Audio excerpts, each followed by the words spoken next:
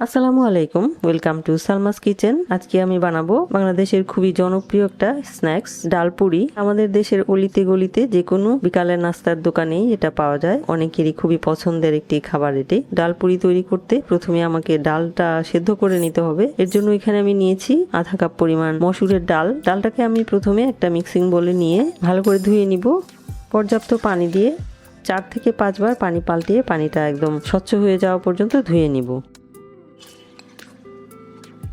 আমি 5 বার পানি পাল্টিয়ে একদম পানিটা স্বচ্ছ হয়ে যাওয়া পর্যন্ত ধুয়ে নিলাম। এবার এটাকে ঢাকনা দিয়ে রেখে দিব 30 মিনিট। 30 মিনিট পর এটাকে সিদ্ধ করব। 30 মিনিট পর একটা কড়াইতে নিয়ে নিব ধুয়ে ভিজিয়ে রাখা মসুরের ডাল, পানি থেকে ছেঁকে নিয়ে নিব। এখন এর মধ্যে দিয়ে দিব পানি। পানিটা দিব ডালের একদম সমান সমান, ডালের সমান সমান উচ্চতায় পর্যন্ত পানি দিয়ে দিলাম। সেই সাথে দিয়ে দিব আধা চা চামচ পরিমাণ লবণ। এবার চুলাটা অন করে দিয়ে ডালটা ভালো করে সেদ্ধ করে নিব। ফিরে এলাম। ডালটা সেদ্ধ হয়ে যাওয়ার পর ডালটা পুরোপুরিভাবে সেদ্ধ হয়ে গিয়েছে। এখন অবশিষ্ট যে পানিটা আছে সেটা আমি আর কিছুক্ষণ রান্না করে শুকিয়ে নিব, যাতে করে ডালটা একদম আরো বেশি সেদ্ধ হবে এবং অনেকটাই ম্যাশ হয়ে যাবে। 30 মিনিট ভিজিয়ে রাখার কারণে খুব তাড়াতাড়ি ডালটা সেদ্ধ হয়ে যায়। ফিরে আসছি তাহলে ডালের মধ্যে যেটুকু অবশিষ্ট পানি আছে সেটা একদম শুকিয়ে যাওয়ার পর। এর মাঝে আমি একটু পরপর নেড়ে চেড়ে দিব, তা না হলে নিচে পুড়ে যাবে। ফিরে এলাম। ডালের অবশিষ্ট পানিটা একদম শুকিয়ে যাওয়ার পর আমি এর মাঝে একটু পরপর নেড়ে চেড়ে দিয়েছি, যাতে নিচে লেগে না যায়। অবশ্যই নেড়ে চেড়ে দিতে হবে। এবারে চলে যাব পরবর্তী স্টেপে। একটা কড়াইতে দিয়ে দিব 3 টেবিল চামচ পরিমাণ রান্নার তেল। তেলটা গরম করে নিব। তেল গরম হয়ে গেলে দিয়ে দিব 1 টেবিল চামচ পরিমাণ রসুন কিমা, অর্থাৎ রসুন মিহি করে কুচি করা, এবং একটা কাঁচা মরিচ একদম মিহি করে কুচি করা। এবার রসুন কিমা আর কাঁচা মরিচ কিমাকে একটু ভেজে নিব, প্রায় 30 সেকেন্ডের মতো ভেজে নিব, যাতে রসুনটা পুড়ে না যায়, জাস্ট কাঁচা ঘ্রাণটা যাতে চলে যায় সে পর্যন্ত ভেজে নিব। রসুন কিমাটা দিয়ে 30 সেকেন্ড ভেজে নিলাম। সুন্দর ঘ্রাণ ছড়াচ্ছে কাঁচামরিচ আর রসুন ভাজার। এ পর্যায়ে দিয়ে দিব আধা কাপ পরিমাণ পেঁয়াজ কুচি। পেঁয়াজ কুচিটা দিয়ে এবার লাল করে ভেজে নিব। পেঁয়াজ কুচি লাল হয়ে গেলে সে পর্যায়ে যোগ করব সেদ্ধ করে নেওয়া আধা কাপ মসুরের ডাল। নেড়ে চেড়ে মিলিয়ে নিব। এ পর্যায়ে যোগ করব 1 চা চামচের 4 ভাগের 1 ভাগ পরিমাণ ধনিয়ার গুঁড়া, 1 চা চামচ পরিমাণ ভাজা জিরার গুঁড়া, 1 চা চামচ পরিমাণ চিলি ফ্লেক্স, 1 চা চামচের 8 ভাগের 1 ভাগ পরিমাণ গরম মশলার গুঁড়া, আধা চা চামচ পরিমাণ চাট মশলা। নেড়ে চেড়ে মিলিয়ে নিব। যেহেতু আগেই আমি ডাল সেদ্ধর মধ্যে লবণ দিয়েছিলাম, তাই লবণটা একটু চেক করে তারপর যদি লাগে তাহলে লবণটা একটু অ্যাড করতে হবে। কিছুক্ষণের মধ্যেই ডালটা ড্রাই হয়ে যাবে, কারণ ডালপুরির মধ্যে যে ডালটা ব্যবহার করা হয় সেটা কিন্তু একটু ড্রাই হতে হয়। তো আমার ডালটা প্রায় হয়ে গেছে। এ পর্যায়ে যোগ করব 2 টেবিল চামচ পরিমাণ ধনিয়া পাতা কুচি। ধনিয়া পাতা কুচিটা অপশনাল, থাকলে দিবেন, না থাকলে না দিলেও কোনো সমস্যা নেই। আবারও নেড়ে চেড়ে মিলিয়ে নিব। সবার শেষে লবণটা একটু চেখে দেখব। সামান্য একটু লবণ যোগ করতে হবে। আমি প্রায় 1 চা চামচের 4 ভাগের 1 ভাগ পরিমাণ লবণ যোগ করলাম। আবারও নেড়ে চেড়ে মিলিয়ে নেওয়ার পালা। পুরির পুরটা আমার রেডি হয়ে গেছে। এই কনসিস্টেন্সিটাই ঠিক আছে। ঠান্ডা হলে এটা আরো ড্রাই হয়ে যাবে, আরো শুকনো শুকনো হয়ে যাবে। এবার আমি চুলাটা বন্ধ করে দিয়ে অন্য একটা পাত্রে ট্রান্সফার করে নিব। অন্য একটা পাত্রে নিয়ে নিলাম। এবার এটা ঠান্ডা হতে থাক। এরই মাঝে আমি পুরির যে ডোটা আছে সেটা রেডি করে নেব। একটা মিক্সিং বোল নিলাম। বোলের মধ্যে নিয়ে নিব 1 কাপ আর আধা কাপ পরিমাণ ময়দা।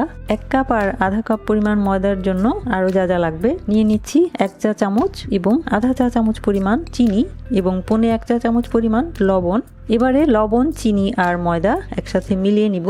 মিলিয়ে নিলে পরে ডো তৈরি করার সময় কাজটা সহজ হবে। হয়তো কারো মনে প্রশ্ন হতে পারে যে এর মধ্যে চিনি কেন দিলাম। চিনিটা দিলে ডোয়ের টেস্টটা অনেক বেশি ভালো আসে। চিনিতে যদি কারো সমস্যা হয় তাহলে না দিলেও চলবে। তো মিলিয়ে নেওয়ার পরে এবারে যোগ করব রান্নার তেল। 1.5 কাপ পরিমাণ ময়দার জন্য আমি দিয়ে দিচ্ছি 1, 2, 3 টেবিল চামচ পরিমাণ রান্নার তেল। এবার হাতের সাহায্যে তেলটাকে চিনি আর ময়দার সাথে ভালো করে মিলিয়ে নিব।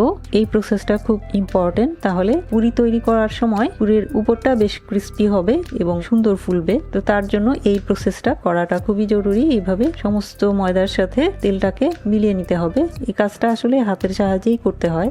মাখানো হয়ে গেলে এখন দেখে নিব। ঠিক মতো হয়ে গেলে এরকম লেগে যাবে এবং এরকম মুঠো করে নিলে পুরাটা একটা দলা হয়ে যাবে এবং এভাবে চাপ দিলে ভেঙে যাবে। তখনই বোঝা যাবে যে তেল আর ময়দার মিশ্রণটা ঠিক আছে। এখন অল্প অল্প রুম টেম্পারেচারে থাকা পানি দিয়ে ডো তৈরি করে নিব। ডোটা কিন্তু মিডিয়াম একটা ডো হবে। সিঙ্গারার মতো শক্ত হবে না, আবার রুটি পরোটার মতো নরম হবে না, তার মাঝামাঝি একটা ডো হবে। আমি অল্প অল্প পানি দিয়ে ডোটা তৈরি করে নিচ্ছি। একসাথে বেশি পানি দিলে ডোটা একদম নরম হয়ে যাবে। অল্প অল্প করে পানি দিলে ডোটা একদম পারফেক্ট হবে। পানির মিশ্রণটা ঠিক আছে, এরকমই হবে ডোটা। এখন আমি এই অবস্থায় ডোটাকে 3-4 মিনিট মথে নিব। ভালো করে মথে নিলে পরে পুরি ভালো করে ফুলবে। আরো 3 মিনিটের মতো মথে নিলাম, ডোটা একদম স্মুথ হয়ে গেছে। উপর একটু তেল দিয়ে দিলাম যাতে ডোয়ের উপরটা সফট না হয়ে যায়। এখন সেট হওয়ার জন্য ঢাকনা দিয়ে রেখে দিব 30 মিনিট। এরই মাঝে আমি ডালটা রেডি করে নিব। ডালটা ঠান্ডা হয়ে গেছে এবং ময়দার ডোটা রেখে দিয়েছিলাম সেটাও সেট হয়ে গেছে, নিচে সুন্দর সেট হয়ে গেছে। এখন এটাকে আমি বড় জায়গায় নিয়ে নিলাম, একটু মথে নিব 1-2 মিনিট। এবার এটাকে লম্বা করে মাঝখান থেকে 2 ভাগ করে নিব কেটে, এবং 1 ভাগ ঢেকে রেখে এবার এটাকে একটু লম্বা করে নিব। এবারে এটাকে মাঝখান থেকে ছোট ছোট করে কেটে কয়েক ভাগ করে নিব। পুরি সাধারণত কিছুটা মোটা করে করতে হয়, তাই ডোয়ের পরিমাণ একটু বেশি করেই নিতে হয়। এরকম সাইজ করে নিয়ে নিচ্ছি সবগুলো ভাগগুলা। আবারও বাটিতে রেখে দিব। যদি মনে হয় যে কোনো একটা পিস একটু বড়, সেখান থেকে একটু কমিয়ে নিচ্ছি। এখন 2 ভাগ করে নিয়েছিলাম যে, সেটাকে বাকি অংশটাও লম্বা করে ছোট ছোট টুকরা করে নিব। লম্বা করে নিয়ে এখন এটাকেও কেটে কেটে ছোট ছোট টুকরা করে নিচ্ছি। এখন এখান থেকে একটা একটা করে নিয়ে বাকিগুলো ঢাকনা দিয়ে রেখে দিলাম এবং এটাকে একটু চেপে চেপে গোল শেপ করব। তবে মাঝখানের জায়গাটা একটু কম চাপ দিব, যাতে মাঝখানের জায়গাটার পুরুত্বটা বেশি থাকে কিন্তু সাইডগুলা পাতলা হয়ে যায়। ডাল পুরি বানানোর এটা অনেক বড় একটা টিপস। মাঝখানে হালকা একটু চাপ দিব, মাঝখানের পুরুত্বটা যেন দ্বিগুণ থাকে সেইভাবে মাঝখানটা চাপ দিতে হবে এবং সাইড দিয়ে বেশি করে চাপ দিয়ে দিতে হবে। এভাবেই শেপটা করে নিতে হবে। এভাবে করে নেওয়ার পর এর মাঝ বরাবর ডালের মিশ্রণটা দিয়ে দিব এবং দুপাশ থেকে টেনে এনে একটার সাথে আরেকটা লাগিয়ে দিয়ে এপাশ থেকেও এভাবে লাগিয়ে দিব।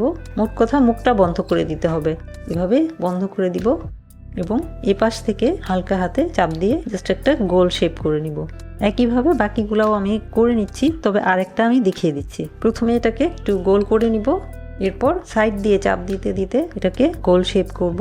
মাঝখানে পরে চাপ দেব, মাঝখানের পুরুত্বটা একটু বেশি রাখার জন্য এই পদ্ধতিটা অ্যাপ্লাই করতে হয়।